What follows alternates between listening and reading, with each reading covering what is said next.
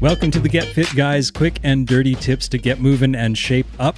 My name is Brock Armstrong, and I am the Get Fit Guy. And today I am doing an in-person interview here in Whistler, British Columbia with my good friend Abi Carver of yoga15.com. Today we're doing something completely different, and I'm not locked in my little closet in my own studio at home. I'm actually in Whistler, British Columbia, on location to do this special episode of Get Fit Guy with my dear friend Abi Carver, who is of the fame Yoga 15. You probably have seen some links in past episodes and past blog posts and stuff where I've linked to her videos and such. But today she's here in person, right across the table from me, not across Skype, not across the internet, but right across the table from me. So Abi, how are you?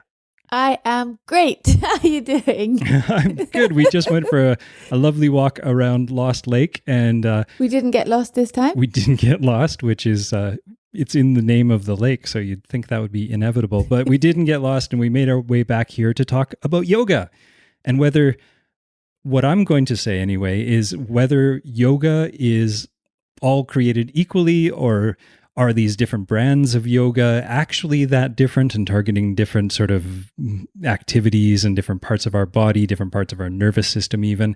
And the biggest question, because I know you do a lot of yoga specifically for cyclists, can we use yoga to target specific purposes and to really elicit specific results from our bodies and from our performance? So that's the big ask, but let's break it down a little bit. But first, before we dive into it, just a little bit of your background. If you could just fill in the audience on your background as a yoga influencer, shall we say? I'd like to say I was influential, but I think I can only really count as a teacher. I have an online business, which is called Yoga 15, and that is designed specifically for athletes. Yoga 15, the reason being that all my videos are 15 minutes long. Part of the reason being that I'm fairly impatient as a person. Typically, yoga classes are an hour and 15 minutes. Yes. Yeah, we can come back to that in a little while. So Yoga 15 is my company. I work almost exclusively online. I do privates, but most of what I do is online. So I make videos and they are targeted at different sports. Yeah. Some of them are, I quite like the extreme sports, surfing, mountain biking, surfing, snowboarding, skiing, but also I have quite a big audience in triathlon, in running, cycling, the more conventional sports, weightlifting too. That's how I found you. Actually, that's how you found me. No, wait, how did we find each other? Well, I was listening to your podcasts just when I really started this business, which was back in 2012, 2013. And I think I probably reached out to you at the time when you could do that and somebody got back to you. Somebody would actually respond. Yeah, absolutely. Yeah, because we weren't inundated with spam requests for, I know my mom even gets spam requests for wanting a job at her business, which she's been retired for a very long time. Yeah. But yeah, so I know I really enjoyed the idea of the 15-minute chunks, and often I'd string them together and do more. But the idea of actually being able to get through something that was meaningful and useful in 15 minutes really did resonate with me and still does resonate with me. I'm going to use those videos forever, even though you've probably moved on and created a lot of different stuff since then. Well, the crazy thing is actually that yoga doesn't change. It's thousands of years old. It's thousands of years old. And my yoga, I would actually say, in fairness to yoga, I would say what I teach is yoga inspired because it is not the whole package that you get in a yoga class. It is non-spiritual. And for me personally, I am a huge fan of all the elements of yoga. But what I teach is a very pared down version of that, including the time, because I am trying to bring yoga to a new audience. So I don't actually teach anybody who's already pretty good at yoga. I teach beginners, and I'm trying to open it up to people who don't feel that there is a yoga class for them. Either there literally isn't, it's too far away, or it's too expensive, or they're doing so much training for their triathlon that how are they going to fit in an hour and a quarter class? Yeah. Ideally, that would be wonderful if we could all do that. But I realized that little and often is so much better than one time that I can get you to do maybe once a month. The benefits of doing 15 minutes or even less than 15 minutes, there's actually a lot of efficacy in just, I've taught you all the poses, but actually when you're out there on the trail, you've just done a mountain bike ride, 3 poses that you can do. And you're going to do that. And you can do that every time. And you maybe can't go to a class every day. That's a common theme that comes up in this podcast, is that consistency key, making sure you shake that all or nothing kind of mentality where it's like, I don't have an hour and a half, so I guess I won't do yoga today.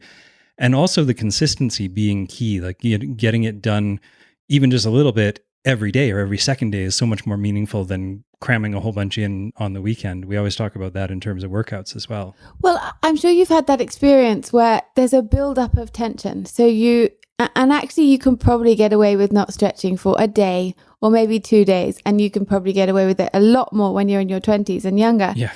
But there's this build-up and you're like, oh, you're putting off doing that stretching. And when you get to doing the yoga poses, you wish you'd done it 2 days before. Yeah. But all you need to do is just a little bit, and it prevents that build-up to the point where you come to pain, especially like around the hips or the shoulders and these sorts of areas.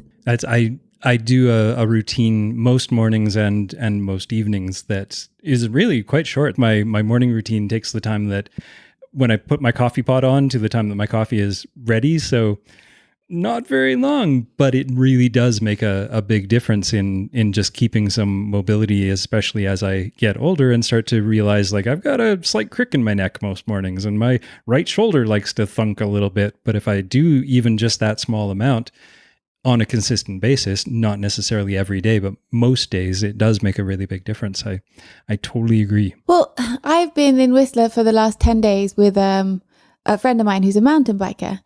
And I've been going on the trails with him, and I've been walking while he's been on the bike. And I am feeling in my body some of what he's feeling. And I've realized that 15 minutes is all well and good. But actually, what I now want to focus on is a series of 1 pose, 1 minute videos. Because actually, you need to be able to do something for a minute before you take off on that ride. So maybe before you go for the hike in the morning. And then just, if you could do 1 pose after it, it's better than doing nothing. And my finding is that once you're there on your back doing a dead pigeon pose, you kind of do it for a little bit longer. And then you'll do the 15 minutes. But if I can get you to do just 1 minute, that's a lot easier than trying to get you to go to a class, to put on the right clothes and all that kind of stuff. So you're speaking my language in terms of the incidental movement that I try to encourage people to build into their days too. And I think that's a big part of, you don't practice yoga or do the stretching for it itself. It's to support you in the rest of your life. And that is slightly the difference with the yoga that I teach. I'm not teaching it for itself. I'm teaching it as a supplement for the thing that you're passionate about. Yeah. So unfortunately, like, you will spend an hour and a half running or riding your bike, and no one has to ask you to do that.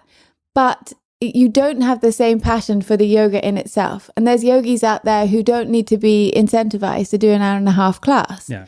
But I'm trying to say that yoga can support you in whatever your passion is. That's why we have to find the small spaces in between.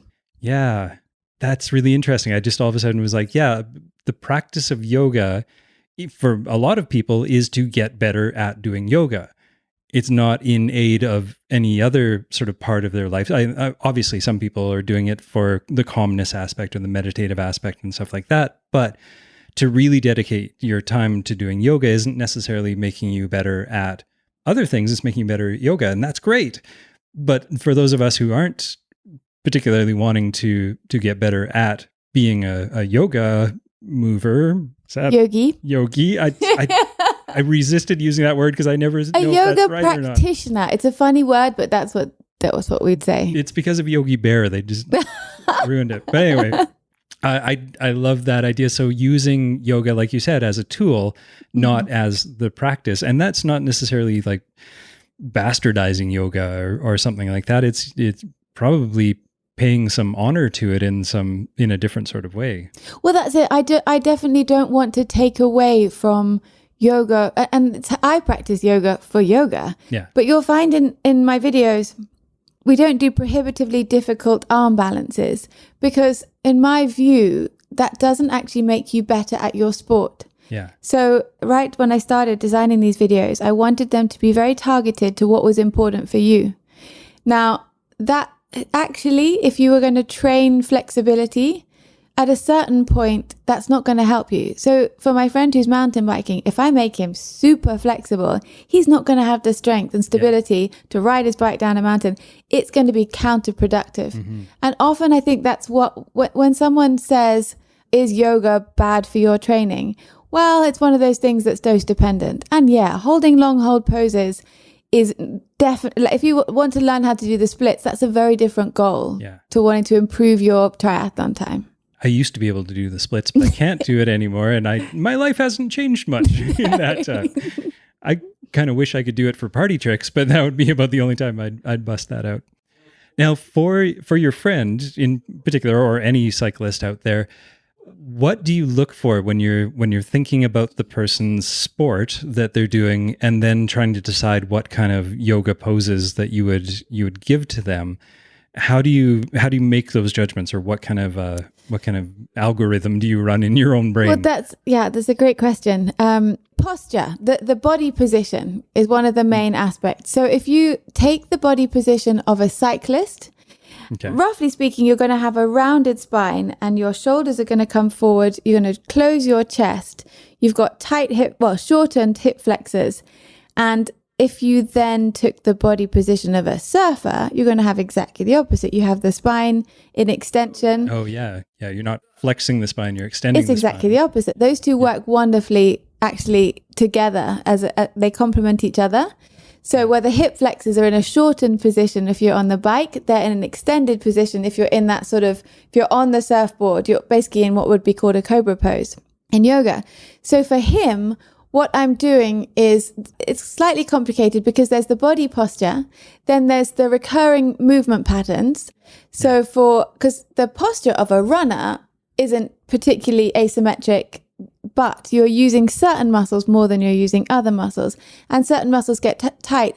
And if you're running, it's pretty much sagittal plane. So there's not much lateral movement. There's not much rotation in there.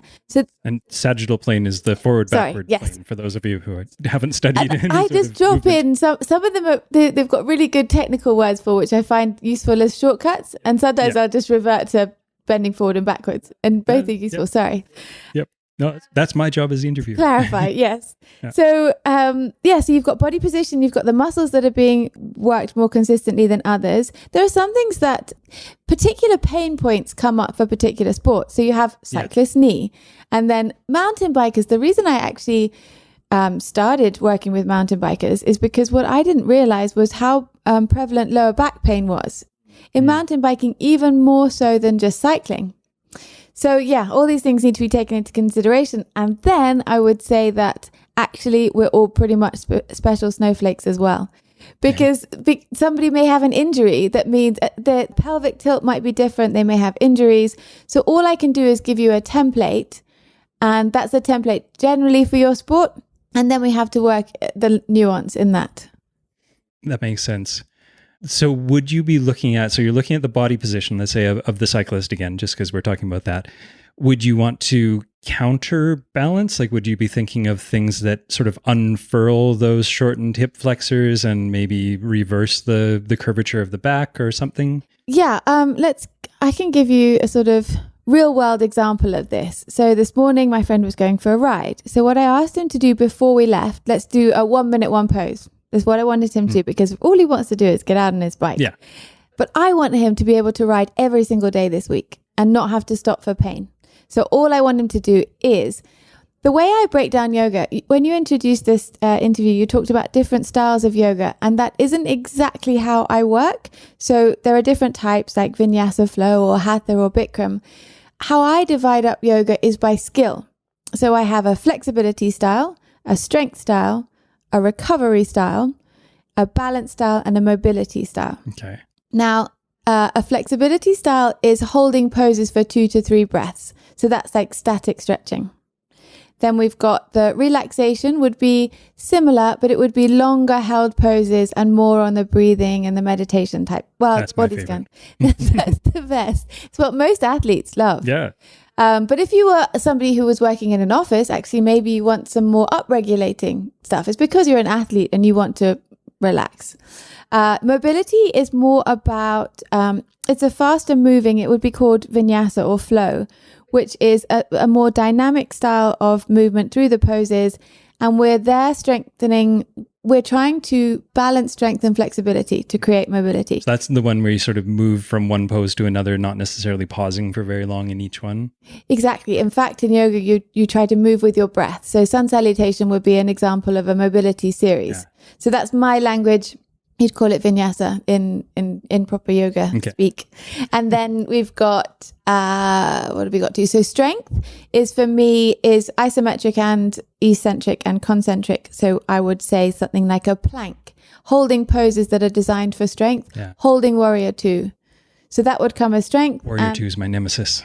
Warrior two is hard. It's hard for athletes. I'm not going to put that in very many classes because my goal is, well, actually my belief is that the really foundational stuff is the stuff where the benefits are for athletes. I personally only go to yoga for beginner classes. I think I learn something in every single class because I'm not trying to work on my fancy arm balances. I just want to get really, really good at the basics. Okay, so let's go back to our cyclist. Okay, yes. Sorry. Okay, so what I asked him to do this morning was to activate the muscles that he was going to be putting the most stress through, which I believe there's a bunch of them, but I think that his lower back was being put under an enormous amount of pressure, and he doesn't have the same muscle there as he has in his glutes and his thighs. So we just did a minute of bridges. So just activating his lower back, trying to keep his glutes relaxed because he's going to use his glutes a lot when he's climbing up that mountain. Yeah. But to activate that lower back and get the neuromuscular connection going on so he's tuned in when he gets on the bike. That's interesting because I think not very many people think of yoga in that way, in activating stuff. Everybody thinks of it as increasing flexibility and relaxing and stuff, but you're actually talking about like bringing energy or activity to a muscle group to prime them for the movement. Exactly. It's I mean, again, activate isn't a yoga word, but it's all there in the practice, and it improves yoga is about bringing your mind and body together. So that's where it differs a little from some kind of conventional trainings, because as you're doing those bridges, you are only focusing on the sensations in your body. And you're not thinking about the ride ahead. I only want you to do it for a minute. You can do that. Yeah. And so that's making the connectivity between your brain and your body move much faster, which is what you're going to want when you're at the top of a ride called Comfortably Numb, which is 15 minutes of holding on tight as you descend. Okay, so it's quick and dirty tip time. I'm going to call it that. I never refer to it as that, but we're going to call it that in this one. So if people were, let's say we've got some cyclists out there, I'm sure we've got some runners, we've got some swimmers. So what would your piece of advice be for them to, whether they're trying to prime themselves for that workout or trying to recover from that workout? What would be the thing they should look for in order to choose the right yoga pose or series of poses? Okay, so before we exercise, we want to activate or engage a muscle. Then we're going to do our exercise. After an exercise, we want to stretch. So we're going to have an activation exercise before workout, a stretch or flexibility pose afterwards.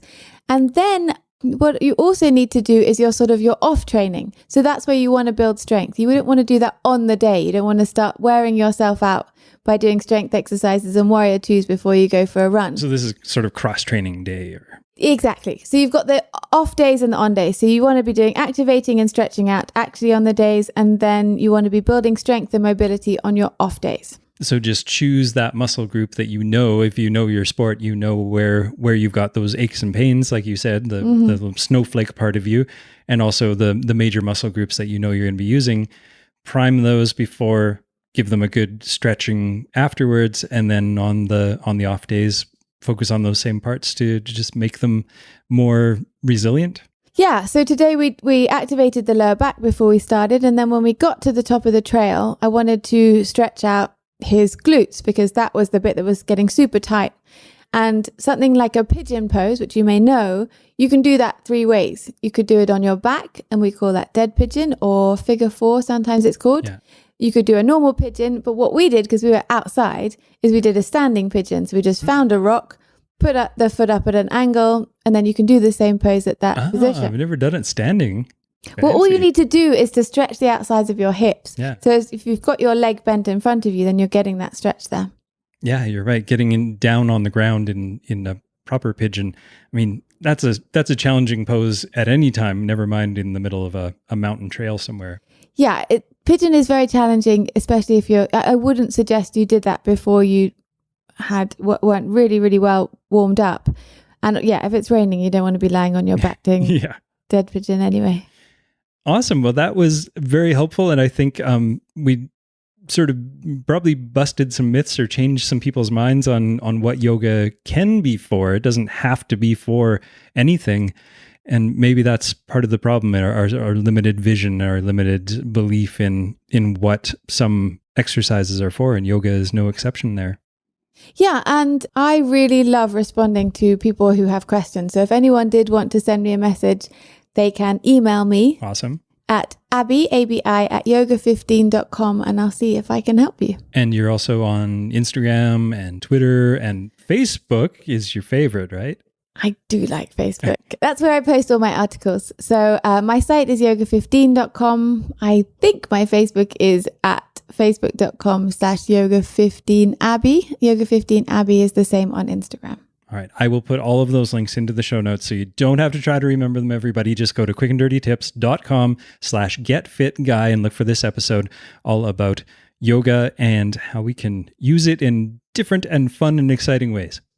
So thank you for joining me this afternoon. I guess I joined you technically because I came up to Whistler to Yeah, thank you for coming up to Whistler to see me. It was great. Thank you for coming on the Get Fit Guy podcast. This was awesome to do my first in-person recording, and I'm glad it was with you.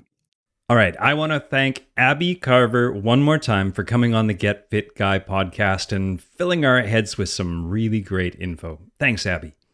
Now, in my next episode, coming up next week, we are going to look at how caffeine can or can't help with your workouts, your events, your races, all of that kind of good stuff, and whether or not you have to abstain from it before it really works. So check that out. Now, my name is Brock Armstrong, the Get Fit Guy, asking you, what are you waiting for? Get out there and use those yoga poses.